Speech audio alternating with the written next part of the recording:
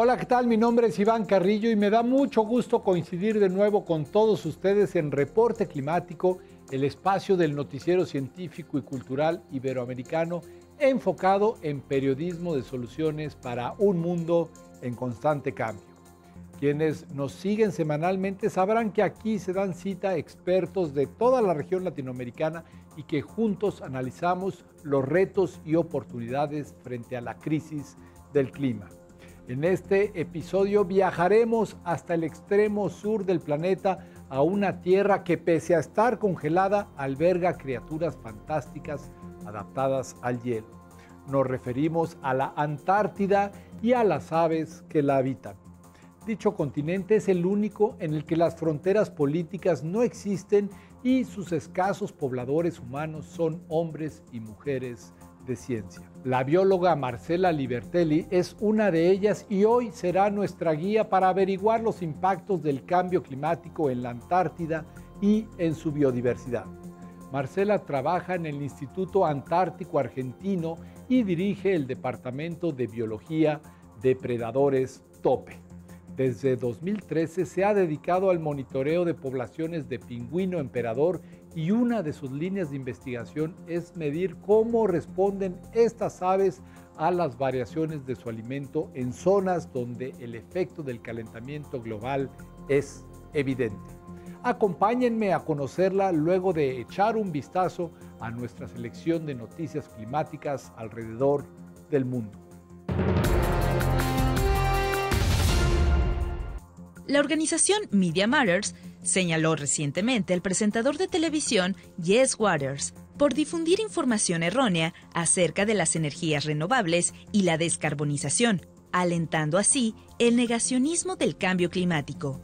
Desde 2004, Waters ha estado frente a las cámaras de la cadena estadounidense de línea conservadora Fox y en julio de este año tomó la estafeta como conductor de un programa en horario estelar con un alcance de 2.5 millones de espectadores. Entre sus declaraciones sin evidencia se encuentran decir que el cambio climático es propaganda corporativa y asegurar que se trata de una estrategia para recaudar más impuestos. Ahora los especialistas temen que su nueva posición en Fox News contrarreste los esfuerzos globales para frenar la crisis del clima. Además, grupos ambientalistas han identificado que la televisora también alimenta las divisiones políticas en torno al tema y exacerba las guerras culturales.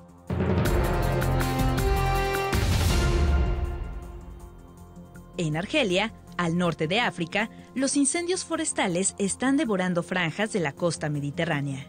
El 25 de julio, las autoridades nacionales dieron a conocer que en tan solo 2 días, 34 personas murieron como consecuencia de la propagación del fuego. Al menos 16 ciudades al este de Argel, la capital, fueron alcanzadas por el humo. Más de 1.500 hogares tuvieron que ser evacuados y 1.700 casas se quedaron sin electricidad. Según el New York Times, este verano en el hemisferio norte ha estado marcado por olas de calor que golpean el sur de Europa, África septentrional y el mar que divide a las dos regiones. Argelia ha registrado temperaturas de 57 grados Celsius y una escasez de agua que se traduce en un abastecimiento de media jornada cada 2 días. El país es un claro ejemplo de los efectos del cambio climático exacerbados por el Niño, un patrón cíclico que se origina en el Pacífico, pero impacta en todo el mundo.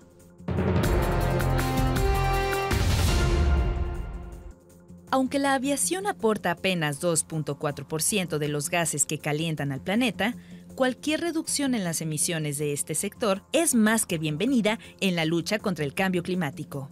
Al respecto, el vuelo sin motor de las aves ha sido una gran fuente de inspiración para la eficiencia aerodinámica de los aviones. De acuerdo con el portal de noticias de la ONU, la anatomía de las plumas en las puntas de las alas de dichos animales motivó a los ingenieros a añadir estructuras semejantes en los extremos de las alas de los aviones, las cuales reducen la resistencia causada por los remolinos de aire. Se estima que las aerolíneas comerciales han ahorrado 10.000 millones de galones de combustible y han disminuido sus emisiones de CO2 en 105 millones de toneladas anuales, reproduciendo tal diseño. Para capturar esa cantidad de carbono, habría que plantar cada año unos 16 millones de hectáreas de árboles, es decir, una superficie mayor que el territorio de Noruega o Japón. El nombre Antártida proviene del término antárticos, que, a su vez, es una combinación de dos vocablos de origen griego, anti, que representa lo opuesto de, y arctos, que significa el oso. Los griegos asociaban el Polo Norte con la constelación de la Osa Menor, y por eso lo denominaban Arctos. Así, Antártida indica el territorio que se encuentra en dirección opuesta al Polo Norte, y es el hogar de varias especies de aves en riesgo por el cambio climático.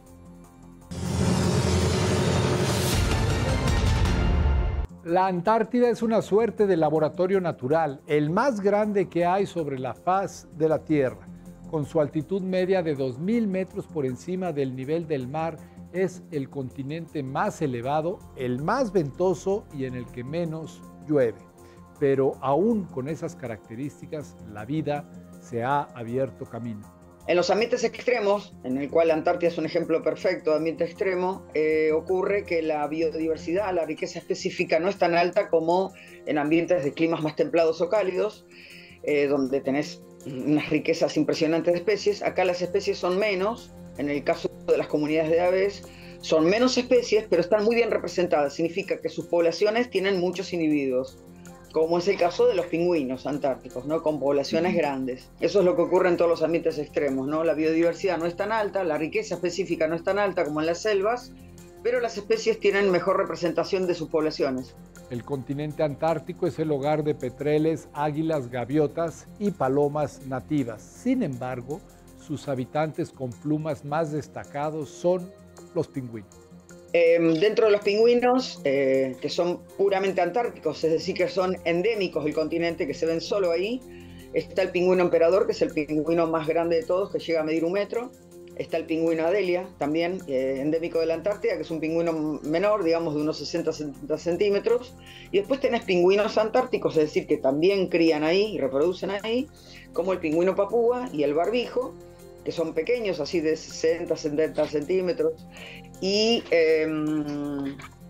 que son, digamos, de menor tamaño y también se los encuentra en subantártida, no pueden, digamos, encontrárselo en localidades que no son antárticas. Esas son las 4 especies principales de pingüinos. También está el macaroni, el pingüino de penacho, que también tiene algunas zonas reproductivas más bien subantárticas, ¿no? En Antártida tiene poquitas. Los pingüinos son depredadores tope en la Antártida, lo que significa que se encuentran en la cima de las redes alimenticias, regulando la estructura del ecosistema. Al hacerlo, reflejan el estado del entorno y por ello se les considera centinelas del medio ambiente.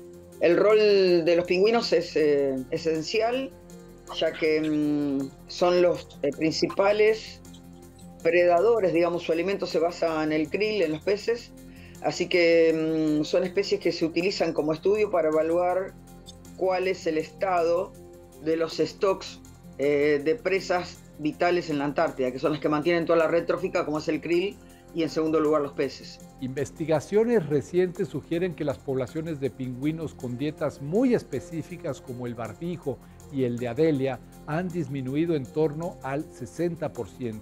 Mientras tanto, las poblaciones de pingüino papúa, que tiene una alimentación más amplia, se han incrementado 65%. Sí, a través del estudio de los pingüinos, de estudiar, digamos, de qué se alimentan, la ecología trófica que se dice, estudiando su ecología trófica, uno puede saber el estado del mar, digamos, en cuanto al alimento que ellos consumen. Por ejemplo, krill, peces, anfípodos.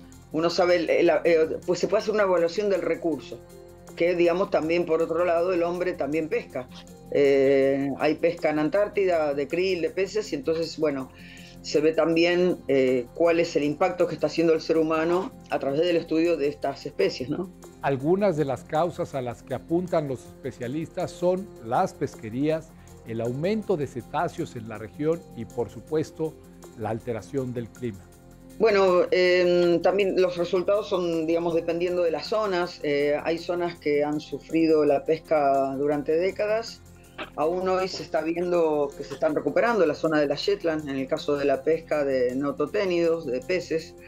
Y bueno, y lo que se ve también no solamente, digamos, que hay un impacto a veces de superposición con zonas de pesca, sino que también el cambio climático está haciendo su efecto, ¿no? En los últimos años, la Antártida ha registrado temperaturas máximas históricas y un derretimiento de su hielo sin precedentes. Se traduce que ante la desaparición del mar congelado y del hielo, muchas especies que son dependientes del hielo empiezan a tener problemas en su supervivencia y en el éxito reproductivo de los distintos años, ya que el cambio climático lo que hace es afectarlos directamente, porque muchos de ellos utilizan el mar congelado como sustento, digamos, planicie de sustento, para muda, para reproducir, como el caso del pingüino emperador, y en el caso del pingüino Adelia se ve muy afectado en las zonas de calentamiento global que se sienten en la Antártida, al oeste de la península, porque también está ligado este proceso del hielo, directamente ligado a la reproducción del krill. El krill es la base de las redes alimentarias de la Antártida. Consiste en bancos de crustáceos diminutos que viven en la columna de agua y que se nutren de las algas ubicadas justo debajo del hielo. Los años en los que falta el hielo o el hielo está en menos cantidad de meses, es decir, que se forma más tarde y se desarma antes, incide directamente en la reproducción del krill, que es la base alimenticia de un montón de peces, de especies, perdón. Un montón de especies antárticas tienen al krill como su presa principal, es decir, es la especie clave de la trama trófica de la Antártida.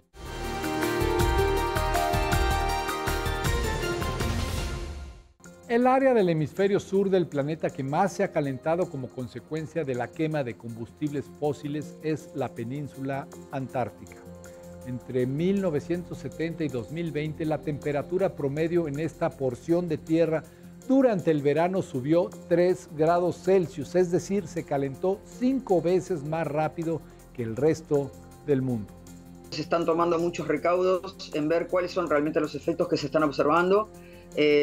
Justamente hay varias publicaciones que se están escribiendo en este momento y algunas van a salir ahora acerca del pingüino emperador, de cómo ya se está viendo un impacto negativo directo en los años en los que el hielo no está, cómo esas poblaciones reproductoras que se están reproduciendo en el invierno, se les desarma el hielo antes de tiempo, es decir, el mar congelado se descongela antes de tiempo y no pueden producir ni siquiera un solo pichón, porque los pichones están emplumados cuando se deshace el hielo debajo de sus patas, y son poblaciones que fracasan completamente en la reproducción. Es decir, que ahí tenés una pérdida de la próxima generación que es casi total. Eso se ha observado al oeste de la península antártica en 4 de 5 colonias que se estudiaron este año que pasó, en el 2022. Los pingüinos emperador son el símbolo antártico por excelencia, pero algunas de sus poblaciones se han reducido a la mitad y una que vivía en la península ya desapareció por completo. Sí, el pingüino emperador, digamos, es una de las especies más afectadas por el cambio climático porque necesita el del hielo gran parte del año. Lo necesita para apoyar su colonia reproductiva, porque ellos se apoyan sobre el hielo, sobre el mar congelado, para reproducir, para tener sus pichones. Lo necesitan para cuando después tienen que mudar en marzo. Entre abril y diciembre están reproduciéndose, tienen un ciclo de vida muy largo. En marzo también necesita el mar congelado para mudar. Y por supuesto que necesita un mar cargado de alimento para poder alimentarse y llegar bien nutricionalmente para poder reproducir y sostener un ciclo reproductivo que demanda mucho gasto de energía. Necesita también de tener buena cantidad de alimento y de calidad, como por ejemplo krill, ¿no? Entonces está todo ligado de alguna manera, porque o está ligado a través del alimento o está ligado directamente en la reproducción de la especie que estás estudiando. La especie emperador está a punto de ser catalogada como en peligro de extinción y si sus amenazas continúan agravándose podría desaparecer más pronto que tarde. ¿Qué solución se puede tomar frente a un fenómeno que es global, que lo está sufriendo todo el planeta, el cambio climático, y que depende de la responsabilidad de los que deciden, digamos, de qué manera se van a producir nuestros recursos, cómo se lo va a hacer? Entonces, lo que se puede hacer desde Antártida, a través del Tratado Antártico y a través de todo el sistema que protege Antártida, que es un sistema especial, que no se repite en otros continentes, el Tratado Antártico es único en el mundo, y las decisiones se toman por consenso. Entonces se está tratando al menos de que todos los países levanten la mano y digan, sí, queremos que el pingüino emperador sea declarado especie especialmente protegida en la Antártida, que es el único lugar donde vive, ¿no? El Tratado Atlántico fue firmado por 12 países en 1959 en el marco de la Guerra Fría. Desde entonces, otras 44 naciones se han sumado al acuerdo, pero solo aquellas que realizan actividades de investigación sustanciales en el continente tienen voto para definir su futuro. Mientras haya un país que diga no, no se declara esta especie. Ya fracasamos el año pasado, vamos este año, ahora dentro de una semana empieza de nuevo la reunión del Tratado Antártico del 2023 y los países que quieren protegerlo van a proponer de nuevo que se proteja el pingüino emperador, que se declare como especie especialmente protegida. Esa es una de las herramientas que tenemos. Otra es empezar a proteger las áreas donde se reproduce el pingüino, por lo menos tratar de que no haya pesca, que el turismo sea el mínimo posible. Esas son variables que más o menos podemos manejar si todos nos ponemos de acuerdo, obvio, si todos nos ponemos de acuerdo. Frenar el cambio climático es algo mucho más grande, nos excede a nosotros, digamos, en las decisiones del Tratado Antártico, digamos, tiene que ser una medida a nivel global de todos los gobiernos, ahí está más complicado. Aunque el margen de maniobra para proteger la Antártida es estrecho, no hay razón para perder la esperanza. Sí, de hecho, en Antártida existen muchas zonas que se llaman SAEPs, en castellano significan zonas antárticas especialmente protegidas, que tienen algún valor biológico, paisaje, especies, recursos. Hay distintas SAEPs repartidas en toda Antártida y ya hay 4 o 5 SAEPs que protegen colonias de emperador.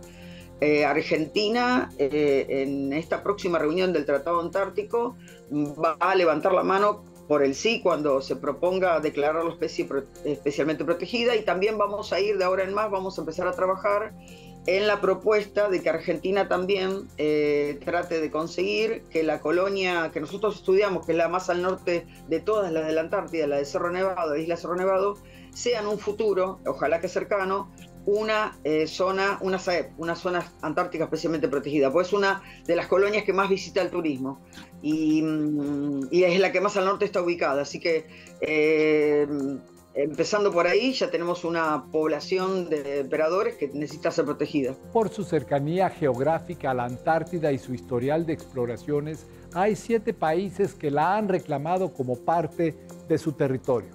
Hablamos de Chile, Argentina, Australia, Nueva Zelanda, Gran Bretaña, Francia y Noruega. Ellos tienen una responsabilidad compartida con el resto del mundo de cuidar al continente blanco. Mira, ahí no depende tanto si son países ligados al hielo o no, sino de países, de cómo utilizan la Antártida. Hay países que son más verdes, más conservacionistas. Latinoamérica es una zona del planeta que es más conservacionista. Tenés países que invierten más en turismo, entonces van a proteger el turismo. Tenés países que invierten más en pesca, entonces van a proteger la pesca y no van a querer zonas protegidas, no van a querer declarar especies protegidas. Depende de los intereses de cada uno. En general, la comunidad europea, Estados Unidos y toda la zona sur de América, Australia, Nueva Zelanda, son países que están promoviendo al pingüino emperador para que se declare como especialmente protegido. Hay algunas naciones todavía que rechazan o están más, que no concuerdan tanto con la idea, que piden más datos científicos, que los hay, pero bueno, todos los años se agregan nuevos datos científicos, así que en algún momento lo vamos a conseguir. Esa ya no va a ser una excusa para no declarar al pingüino protegido. El esfuerzo de conservar esta sola especie puede traer muchos otros beneficios a la Antártida en su conjunto. Yo no sé si el pingüino emperador puede ser especie paraguas, como se le dice, digamos que protegiendo esa proteges otras.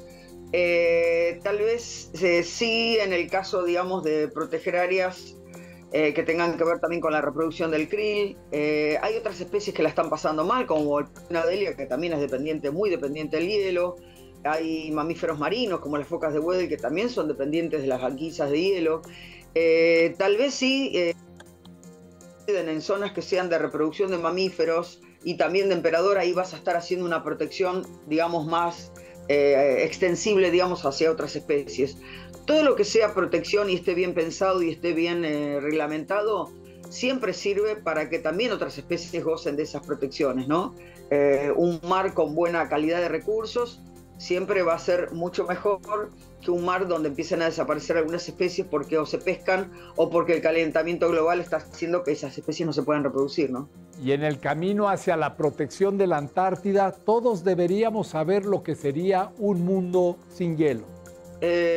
No sé qué porcentaje de la población, digamos, es consciente de esto, pero yo creo que las alarmas y las noticias están sonando en muchos lados del mundo. En estos últimos años se ha avanzado mucho en lo que es la divulgación científica, las noticias que tienen que ver con la naturaleza, y de alguna manera el cambio climático es una realidad ya innegable, que se están derritiendo no solamente la Antártida, sino el Polo Norte y los glaciares que todavía existen aún en el planeta, que están retrocediendo muchos de ellos. Es una realidad, digamos, que se escucha por varios frentes, así que yo creo que estamos más o menos todos enterados, más los que estamos en tema, pero a nosotros nos interesa que a la gente le llegue también, ¿no? No sirve de nada que nosotros estemos en una burbuja trabajando y entre nosotros charlando si esto no trasciende, si esto no llega a la gente. Hay que entender que estamos todos metidos en el mismo planeta y que cada uno de nosotros puede dar la batalla para conservar su fracción más remota. Sí, por supuesto, la divulgación, la información es básica. Eso está ligado directamente con la educación. Y digamos, de alguna manera la información tiene que llegar a la gente, al común de la gente, para que sepan qué cosas se hacen en el planeta que están mal, qué cosas tenemos que cambiar, cómo tenemos que ser buenos consumidores, conscientes de que tenemos un planeta en emergencia y tenemos que empezar a consumir de otra manera, vivir de otra manera y a ser más amigables con las especies que nos rodean. No es nuestra casa, es la casa de todos, el planeta. Entonces tenemos que ser, yo creo que falta mucha empatía en este mundo, falta que la gente se compenetre más de que la naturaleza es vital y que es hermosa y que hay que tratarla bien. Al planeta hay que tratarlo bien. Entonces en eso estamos todos. Llegamos al final de un episodio más de Reporte Climático. Muchas gracias por ser parte de este espacio. Mi nombre es Iván Carrillo y les espero la próxima semana con más periodismo de soluciones para un mundo en constante cambio.